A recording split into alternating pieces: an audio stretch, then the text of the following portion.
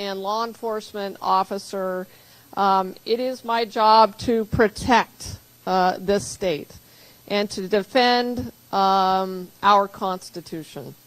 And over the past month, as you know, as I said, my office, along with all Democratic attorneys generals across the country, have filed a series of lawsuits against the Trump administration. And, you know, we did so to protect our democracy, to protect our residents, to protect our country. And I believe in my heart and in my soul that we have never lived in more dangerous times, at least since the Civil War.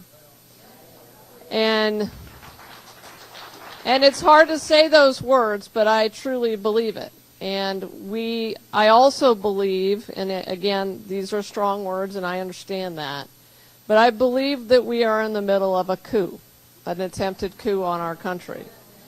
And I believe that because I have filed 9 lawsuits, and on several occasions the Trump administration and Elon Musk, the unelected billionaire, has attempted to defy federal court orders that we won in those cases. And to me, that is an attempted coup on our democracy. So we are working hard in our office, and you know, this is about protecting our state, and this is about preventing things like slashing jobs, gutting essential services, leaving communities scrambling to pick up the pieces. None of that is what they claim it to be, efficiency. None of that is efficiency. It's destruction. That's what it is. True efficiency comes from careful planning, collaboration, and respect for the law, not from haphazard cuts and mass firings abruptly destroying lives. Pure and simple.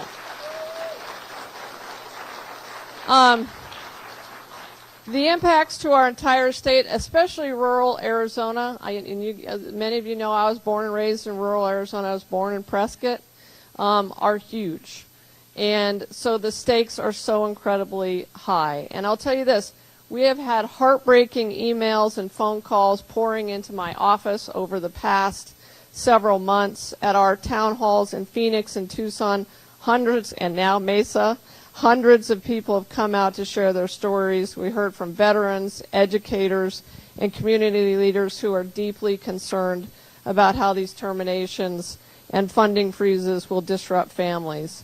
And we've had town halls in other states now. So we started with a town hall in Phoenix at Central High School, where 3 of my Democratic colleagues came down from Minnesota, from Oregon, and then we went up to Minneapolis, and we had a town hall there where 1,200 people turned out on a very cold night. Well, it was cold for me, at least. And just like you, to tell their stories. And there were a lot of really gut-wrenching stories. So all of the folks who've turned out are deeply, deeply concerned. What is going on right now is reckless, it is chaotic, and it is illegal. And it is. And we are hearing daily examples of indiscriminate firings and the destructive purging of federal health and safety services. Again, that is why I'm fighting in court to stop Trump and Musk's illegal power grab and unconstitutional attempts to steal from all of you. And then I do want to put up a slide. I don't know if we can do that shows, I don't know, can we move that slide, Delaney? Shows, obviously, these are some of the headlines coming off of what's going on, and then we'll show a slide of the lawsuits. I want to end by saying this, and then allow the congressman to say a few words. I personally feel, so these are all of the lawsuits so far. By tomorrow night there will be a 10th. And I won't. So, you know, all of these are important. All of these are important. In 8 out of 9 of these lawsuits that the Democratic AGs have filed, we have won what is called a temporary restraining order, a TRO. That is hard to do. That is not easy to do. For the lawyers in the room, that is really difficult. And what it means is a judge is saying that it's highly likely we are going to succeed on the merits of these cases. And it is a federal judge putting an immediate stop and halt to what Trump is doing. So you see, the first one was the birthright citizenship lawsuit. It took a Reagan-appointed judge, a 92-year-old Reagan-appointed judge, 25 minutes to declare that unconstitutional. 25 minutes. And then another of the, I think, I don't know how to determine which of these is most important, but the federal funding freeze was horrific, going to be horrific for our states, for Congressman Stanton's district, for this district, for our entire state. And, you know, this is the one where they were going to freeze funding for Head Start, for Meals on Wheels, literally. They were freezing funding for Meals on Wheels. They wanted to freeze funding. They had at one point shut down for 24 hours. They had shut down the Medicaid portal. For 24 hours, they did that until we got it unfrozen, unshut down. And then they also were, in that funding freeze, they would have shut down funding for what's called HIDTA, the High Impact Drug Trafficking area. And that is actually how we combat the Mexican drug cartels and the fentanyl crisis. They were going to shut down funding for that, which is insane, because that's what Trump claims to care about. So we got a TRO in that case. Also in the NIH cuts case, that's the one that would have been so impactful to ASU and U of A and NAU. Of course, there's the Doge cases that we have. We were successful in kicking Elon Musk out of the Treasury Department.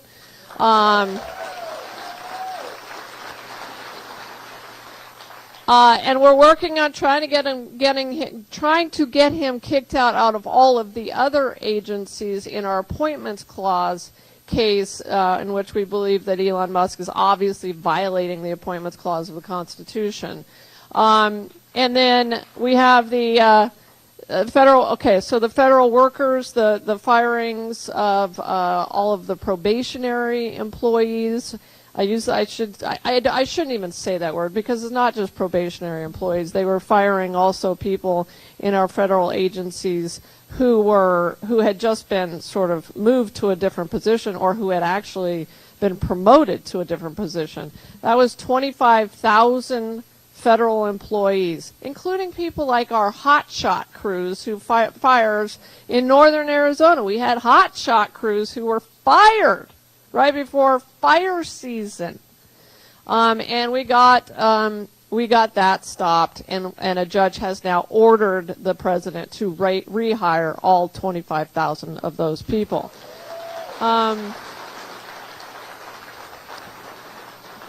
And then, of course, there's the case. One of the more recent cases is our lawsuit against Trump and Robert F. Kennedy Jr., who I don't even know what to say about Robert F. Kennedy Jr.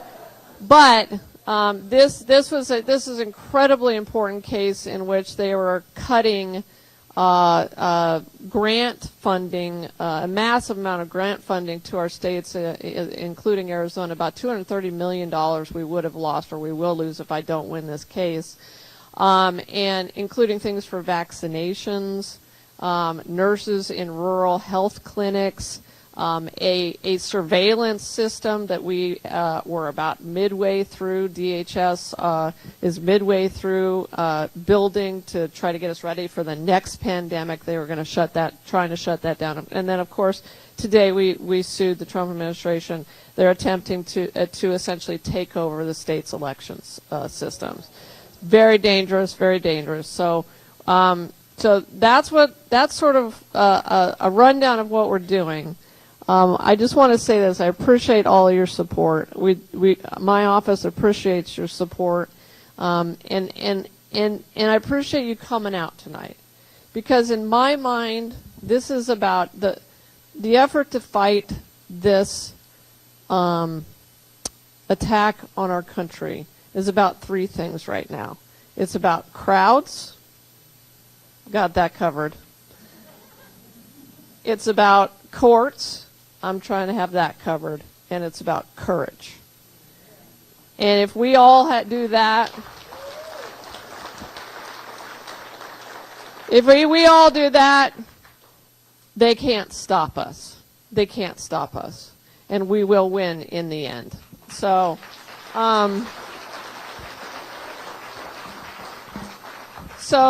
thank you again for coming out. This is, I truly believe, sometimes before we file one of these lawsuits, I think about past generations and what they would be thinking about this today. And I truly believe that past generations are speaking to us across the ages. They are speaking to us across time and space and across the ages. And they are saying to us, fight. Fight for our country. Now is your time. This is our time to stand up for our country and to deliver for this country and to save this country. So thank you all for being here. Appreciate it.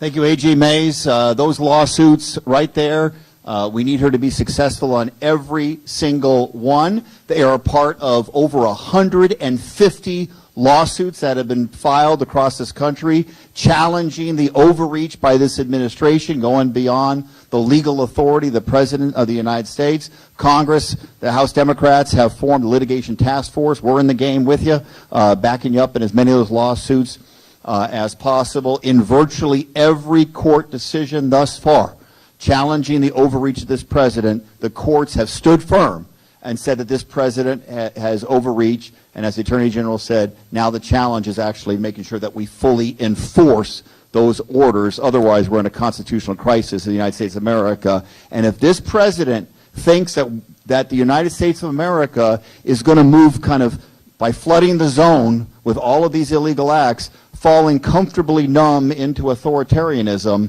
he's got another thing coming. We are not going to allow that to occur in the United States of America. These tariffs, the largest tax increase in American history, illegal. And here's the reason why it's illegal. Falsely claiming there's a national emergency. Read the Constitution. Tariffs have to be done by Congress. Article 1 of the Constitution. That's why the bill I'm leading on, we'll be filing on Monday, will go before Congress to undo that national order and force every single member of Congress to go on record about whether or not you support the largest tax increase in American history. Let's follow the Constitution.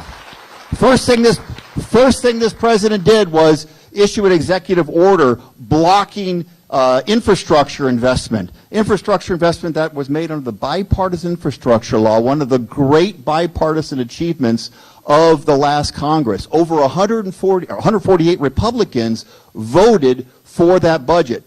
Budget done in a bipartisan way, signed by the president. Under the American system, the president's authority to follow the order of those appropriations, it ain't optional. It's the law, and he's got to follow those appropriation. So his idea that he could somehow take that action and it's optional for him to spend that money or not spend the money as he looks for clues of the so-called Green New Deal or something else. It ain't optional, and that's one of the most important lawsuits that the Attorney General and Attorneys Generals across this country have filed. I have to give a shout out too, because in addition to the great work that the Attorneys General are doing, there are some incredible nonprofits like Democracy Forward and the ACLU who are doing incredible legal work to defend our protections. But that's called impoundment, and impoundment is not allowed under the United States Constitution. And so the tariffs are illegal under our constitutional system. Impoundment, meaning appropriated actions taken by Congress, voted on, signed by the President, that is not optional. You have to spend those resources. Firing employees who are covered by collective bargaining is illegal in the United States of America, and so are employees covered by civil service protections. You can't just unilaterally fire people in the mass way that's being done. By the way, people that are providing incredibly important services to the people of the United States of America, and trying to eliminate departments like the U.S. Department of Education that was created by Congress. That is not only bad for our kids, it is illegal. And of course, as the Attorney General and the Secretary of State just announced today, trying to take over American elections, that ain't legal.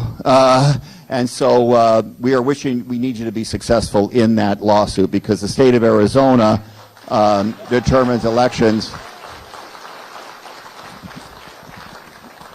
And that's on top of what they're trying to do through the United States Congress. As you know, as you've been following, their budget resolution would have $4.5 trillion of tax cuts for the largest corporations and wealthiest Americans. They're going to try to, quote unquote, balance it out by $1.5 trillion of cuts to programs. There, by the way, even that, do the math. That's still $3 trillion of a massive addition to the national debt.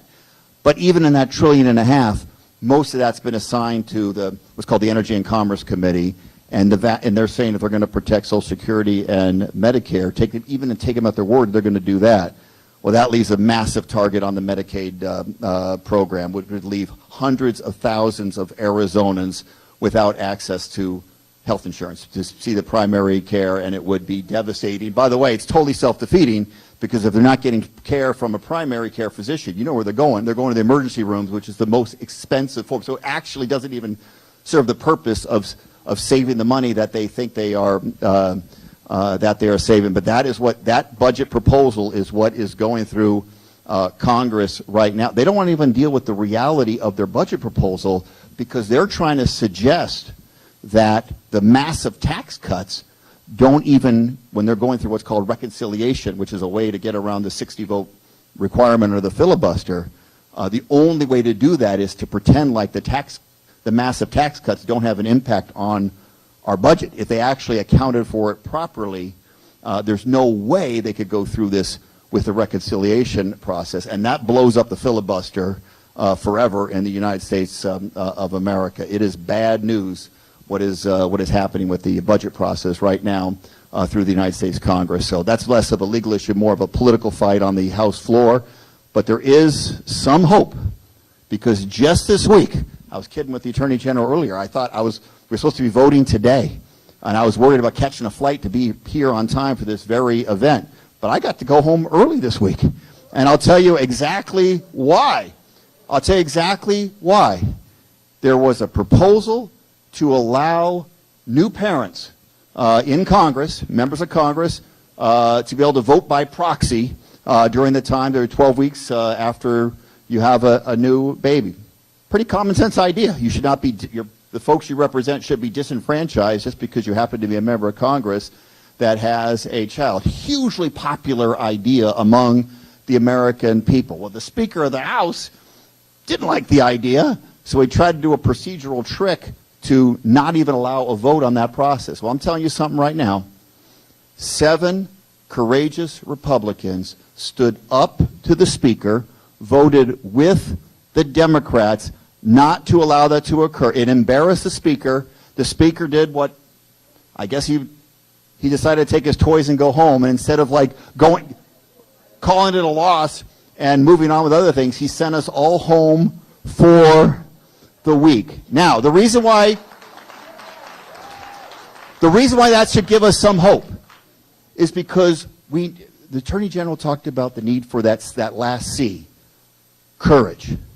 In the House of Representatives, now, those of, again, this is a bipartisan audience, but those of us who agree with what my version of the world, what should happen on the House floor, we only need 3 courageous Republicans to come over, and if they do, we can block these massive Medicaid cuts that are going to cost over 500,000 Arizonans to take them off the Medicare roll.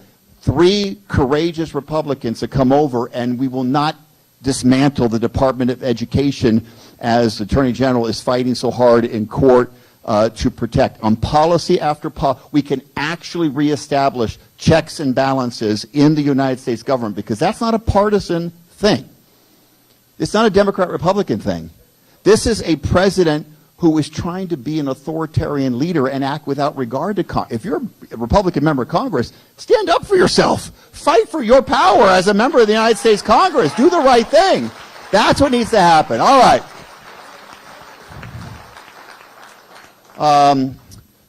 Now we're going to begin the part that you talk to us and tell us what you are thinking. So I think we've got the teammates from both of our offices. We're going to go around the crowd and ask questions, and then either the Attorney General or I, or maybe both, depending on the issue, will have answers. But once again, before we begin, thank you, A.G. Mays, for what you're doing. It is very much appreciated and really needed.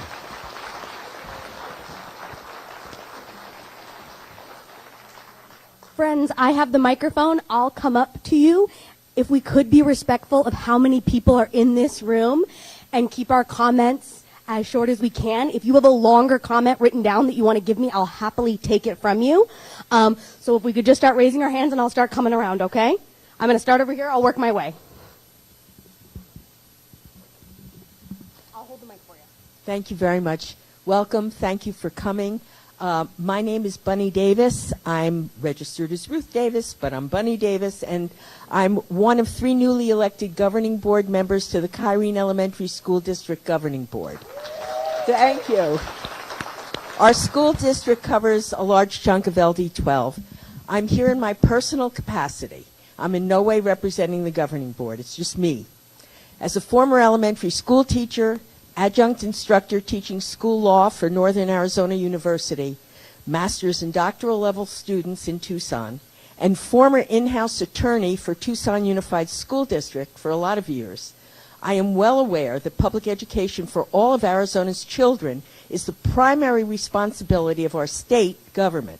In fact, it is our state's constitution that has a provision for public education under laws to be developed by our state government.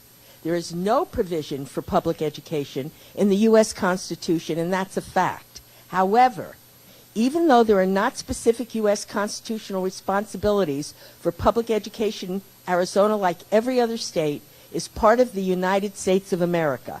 And so it has the legal duty to adhere to other federal laws that are in the U.S. Constitution.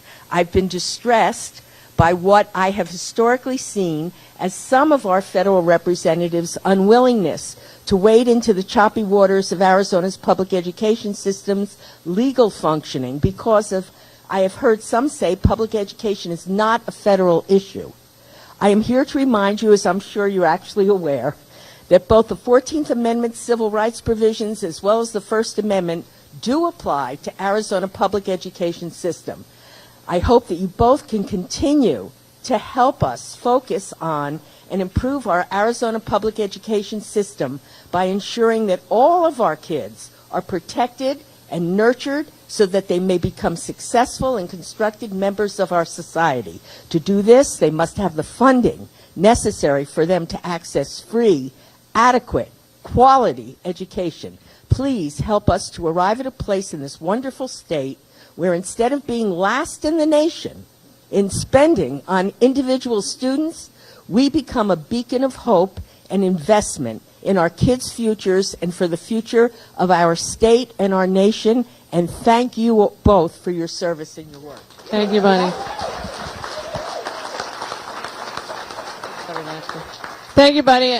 Totally agree, and that's one of the reasons that I filed that lawsuit against the Trump administration on the DOE, their attempt to obliterate the Department of Education.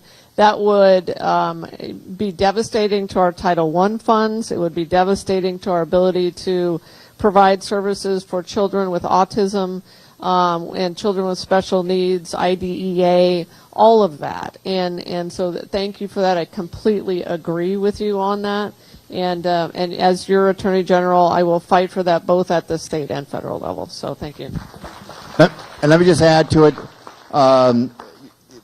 The federal government is at its best when it is partnering with state and local, and including our school districts, fighting for our kids. So as the Attorney General mentioned, Title I, helping our children in the lowest income neighborhoods to have that best shot, because a public education is the great equalizer in the United States of America. So Title I resources, special education resources, that's personal to me because my little sister Maria, bless her soul, is now 30 years special education teacher in the Cartwright School District in the Maryville, 30 plus years. But you know what else the Department of Education supports? Pell Grants, which is the #1 program allowing first in their family students, often from lower income families, to be able to access higher education in the United States of America. The student loan program overall as well, which allows, enforcement, that's right, enforcement of civil rights. And there's a lot of concerns about enforcement of civil rights on college campuses. The entity that enforces those civil rights is the OCR inside the U.S. Department of Education, which has now been dismantled temporarily by Trump and Musk. Okay. Thank you both for coming. I appreciate that you both have been to town halls with AG Chris Mays, as well as Representative Stanton. It's important that you are here to listen to your constituents and the public at large. There are a lot of red districts in this state that do not have this opportunity because they are not showing up. And I would recommend to adopt an LD or a CD and go in and talk to them. My name is Angela Buer. I have been a history professor for over 20 years. I've spent my career studying the power of historical movements, the fragility of freedoms, and the chilling rise and fall of fascism. But nothing has prepared me for the reality that's unfolding on our own campuses. Mahmoud Khalil, Rumiesa Öztürk, Alireza Darodi, who were student activists, not criminals, have been systematically targeted by ICE last month. Now, just this week, 8 ASU students had their visas revoked as well.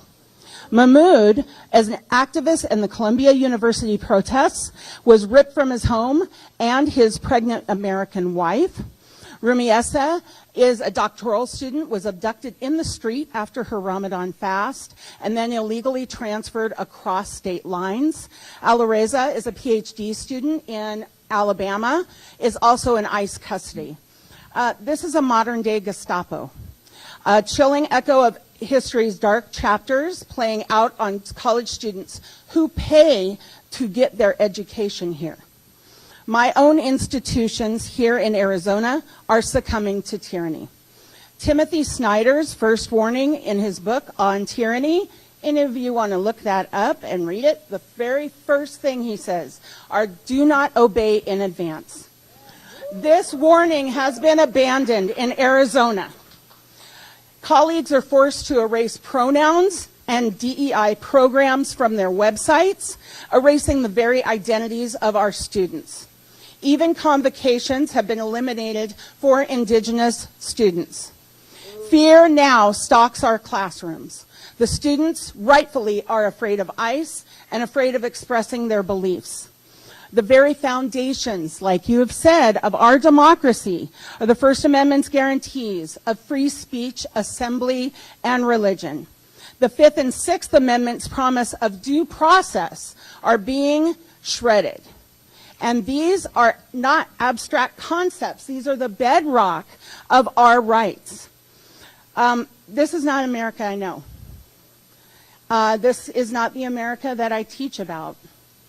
This is a betrayal of the principles that we hold dear, and I refuse to be complicit. I refuse to return to a classroom where fear silences students, where protest is criminalized, and where our constitutional rights are treated as disposable. And we have to ask, what country are we living in? How do we reclaim the freedoms that are being stolen from us? And I really do appreciate you coming here to listen.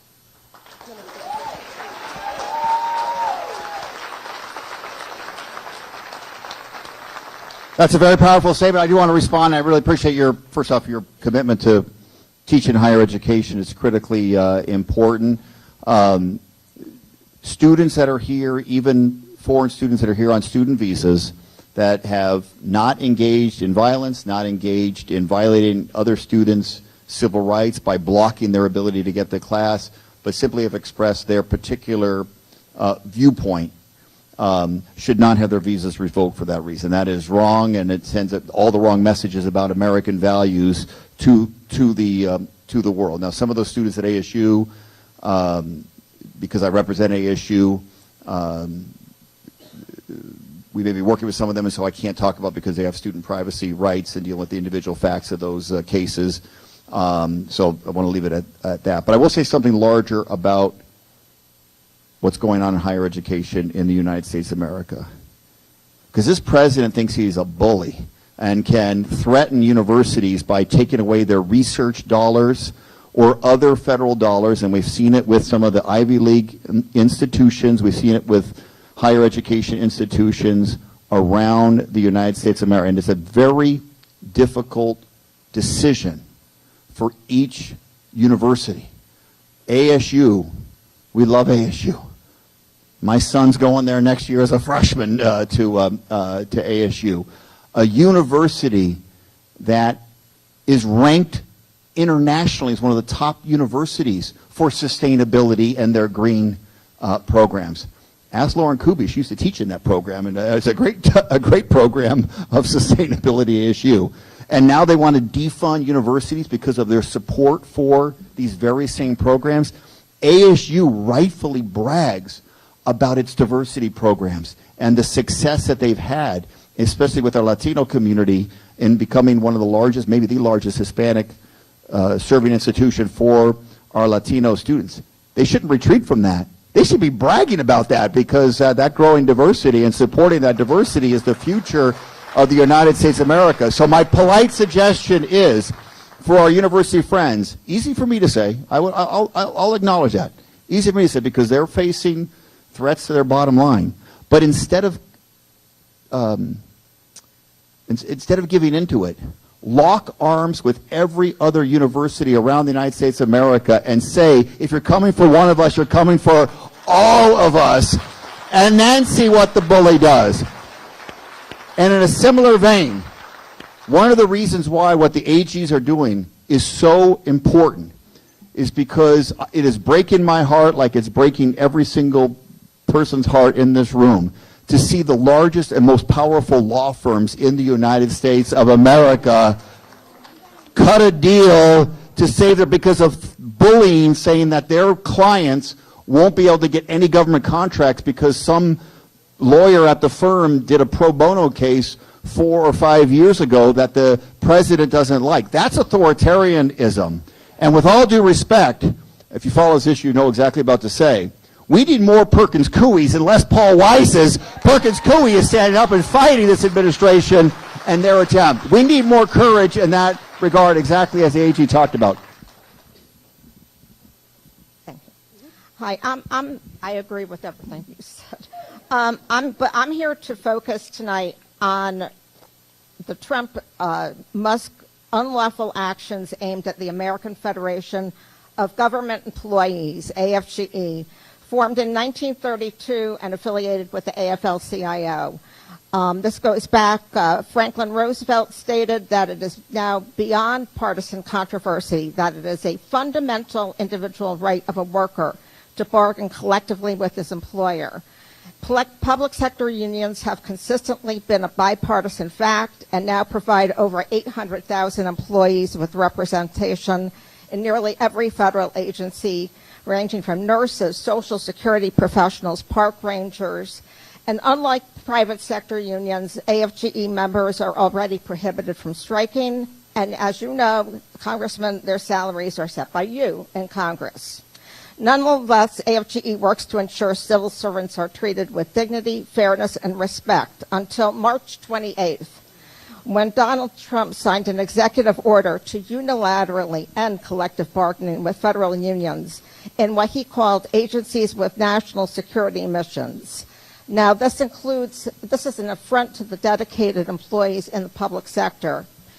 His sole purpose is to demoralize individuals who've dedicated their professional careers to civil service, who are helping those in need and sharing their expertise. Now, what he calls an employee in the national security mission, he includes employees who are providing hands-on health care to veterans. Now, how that is a national security issue, I don't know. Individuals who are working to mitigate pollution, and individuals such as my son, who is officiating at a naturalization ceremony tomorrow morning at the Sandra Day O'Connor building here in Phoenix. He is a immigration service officer. This executive order is misguided and, as you know, violates existing legal agreements. I believe that the reason he issued this executive order is the very fact that AFGE has been speaking out against the DOJ slash and burn and cuts where they are cutting people and then realizing, oh my God, we cut someone who is in charge of nuclear arms. Right. Whoops, maybe we shouldn't have done that. So thank you for your support, and thank you for support of the AFGE. Thank you. Thank you. Thank you for bringing that up, and I just think that goes to the heart of several of the lawsuits that we have filed to protect federal workers. And I think Greg can probably speak to the maybe to the union piece of this, but that's probably, I think that is one where we've got the unions doing that lawsuit, that particular lawsuit on bargaining. But I want to use this as an opportunity to say this to you. I believe that the attempt to essentially destroy our federal agencies is going to get much, much worse in the next couple of weeks. And I think that we all need to brace for this. I want you to know that the Democratic AGs are preparing for it. We will be ready for it. If they do what we think they are going to do, essentially it will look a lot like what they tried to do with the Department of Education. And what they tried to do with 7 small agencies that they essentially are attempting to completely destroy. So I just want you to know that it is going to become it's going to get much worse. They're doing it, I believe, we believe, as sort of, as Greg mentioned, as pay-fors for the tax cut for the billionaires. But we have a huge fight on our hands. We have a huge fight on our hands to protect people who are fantastic public servants. You mentioned the Veterans Administration and veterans. We've had folks come to our town halls, the AG's town halls, who are veterans, who stood up and said, here in Phoenix, a woman stood up and said, I provide music therapy for 80 veterans, and I was just fired. And those 80 veterans who are suffering from PTSD aren't getting their music therapy. We had a woman in Minneapolis stand up and say she actually brought with her, she's a veteran herself working for the VA, and had been fired, got the fork in the road email, and she held up the IED that exploded next to her and that gave her a traumatic brain injury. And she is serving the people of this country, and she got fired by Elon Musk. And so that is the level of cruelty that that Elon Musk and Donald Trump are engaged in, and that we are fighting back against. But I just wanted to mention that to you because I do believe it's going to get worse. And the only thing I'd add to that is a collective bargaining agreement is a contract, and you cannot unilaterally end the contract or breach the contract. And so, yes, Trump believes that, as you know, Congress is the Article 1 entity in our United States government. The president is Article 2. He believes his Article 2 powers allows him to fire anyone at any time for any reason that is in the executive branch. He's wrong. You don't get to violate a collective bargaining agreement. You can negotiate a collective bargaining agreement, and that's perfectly fine. That's what labor union management negotiations are all about. You don't get to violate the civil service protections. There's a process there for a reason, because we want people, the most talented people, to enter public service.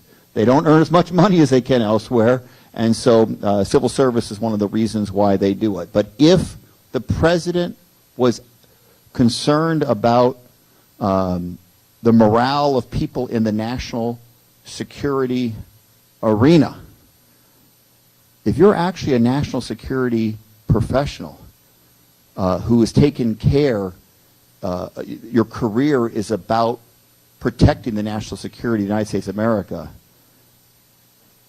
you're going to be much more concerned about the leaders of national security putting out top secret attack plans on Signal, a commercially available app, putting our service members at risk of dying who are engaged in those attack plans, because we know China and Russia picked up those attack plans the moment they put them out on Signal. Maybe they should be a little more worried about that as it relates to the morale of those employees.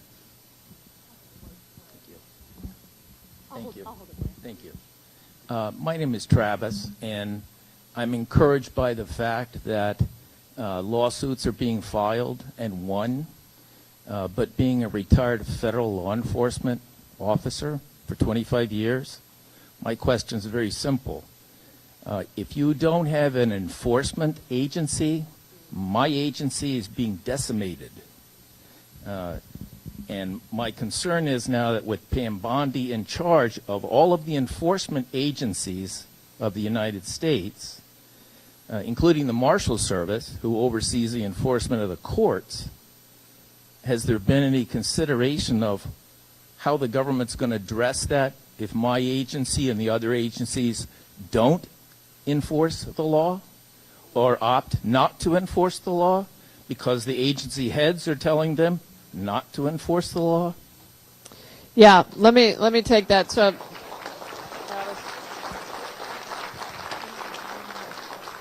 So, this you're not the first to ask this question, and it's an incredibly important question, and it's almost surreal that you even have to ask it, and I even have to answer it. But it is an incredibly important question, and it look, here's the deal. At some point soon, the United States Supreme Court is going to have to decide whether it still believes in America, whether it still believes in the Constitution, and whether it still believes in the separation of powers.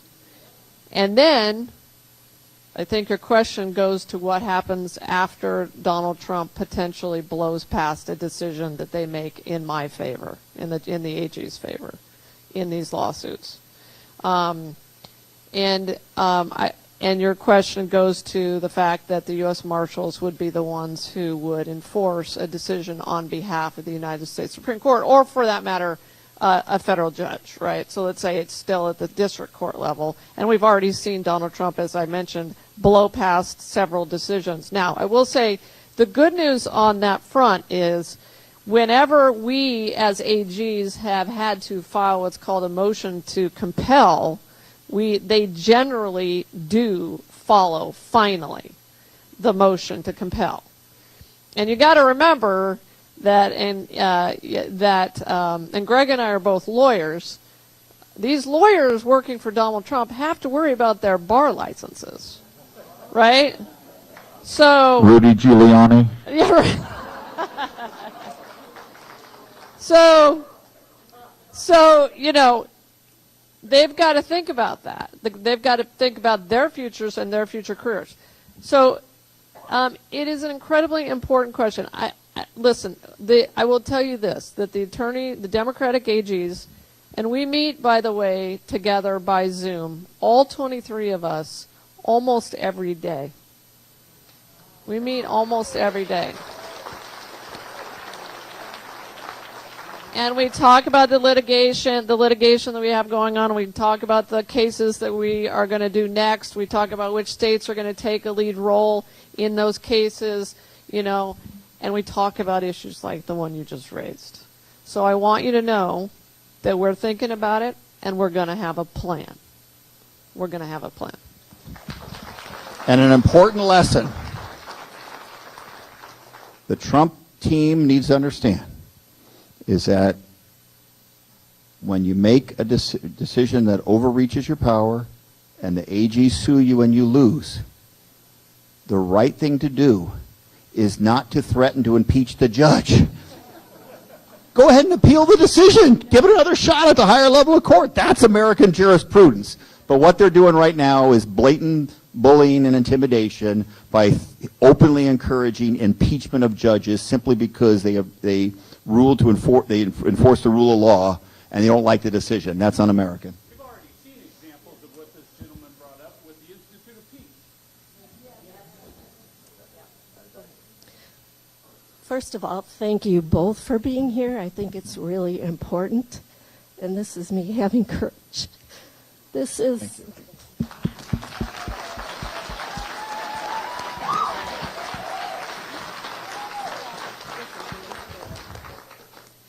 My name is Donna Gifford, and this is a personal question, personal to my family. My daughter is on furlough right now and is expecting to lose her job completely pretty soon. Her job was to work directly with USAID. Her job was with an engineering company. She was doing important work all over the country, all over the world, I should say world. With the decimation of the entire aid section, I would like to know if you think we can ever recover from the loss of soft diplomacy.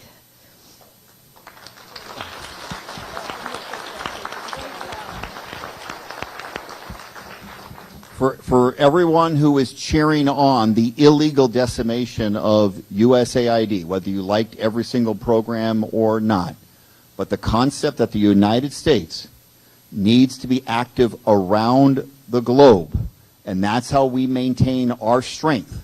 Our economic strength is directly related to our ability to show support for people around the globe during their worst of times, whether it be weather emergencies or other things that are happening. Myanmar and Thailand just suffered from a horrific earthquake, and we're not there.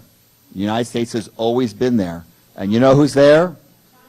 China. China right now, sadly and tragically, is filling the everywhere USAID and the United States has retreated from, China is filling the gap.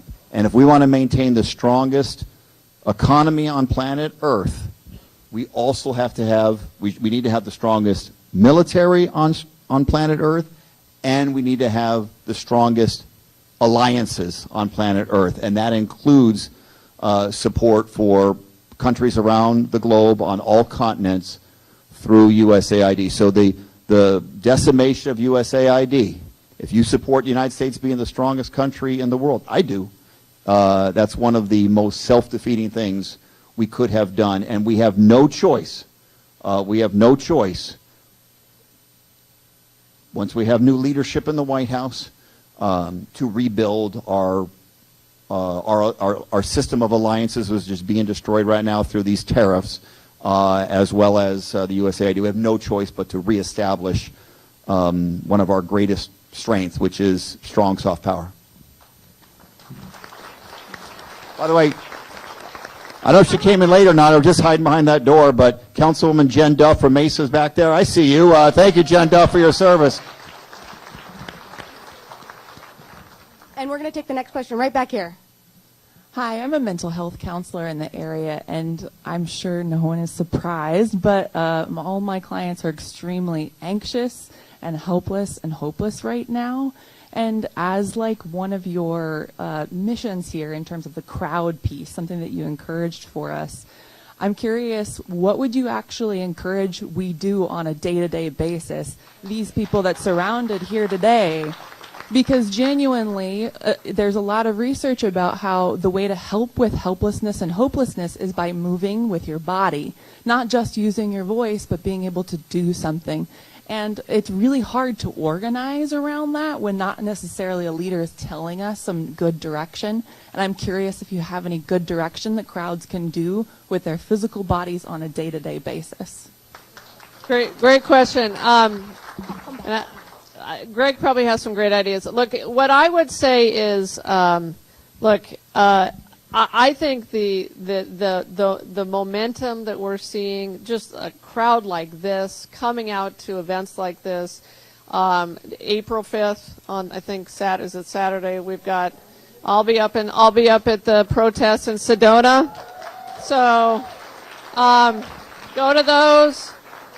Go to every single thing you can get to, and if you can't get there, make phone calls. Go. Call Juan Siscamani's office. Call David Schweikert's office. Call Eli Crane's office. Go protest outside their offices. And to someone else's point, you're damn right. I'm going to go do town halls in their districts. I'm going to go do town halls in their districts.